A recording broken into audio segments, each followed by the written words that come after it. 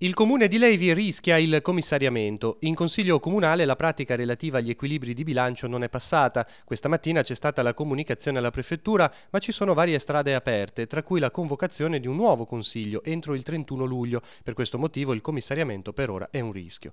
Partiamo da ieri sera. Il documento prevedeva il voto di una variante di bilancio per l'utilizzo di spazi finanziari pari a 300.000 euro da investire negli impianti sportivi leivesi, in particolare il campo di San Bartolomeo e la palestra.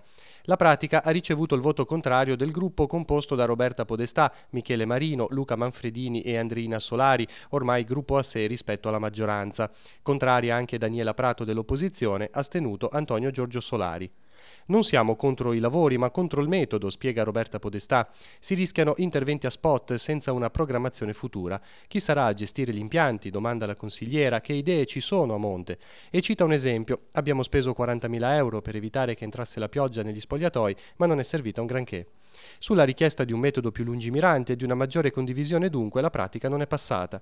Di qui il rischio commissariamento che, dice oggi il sindaco Vittorio Centanaro, non è per cattivo governo o per problemi gravi, di qui la perplessità e l'amarezza del primo cittadino che spiega: il comune è sano, c'è un avanzo di bilancio di 600-700 mila euro e sugli spazi finanziari avevano dato parere positivo sia i revisori dei conti sia l'ufficio di ragioneria. Forse, ammette, si poteva presentare la pratica fuori dagli equilibri di bilancio.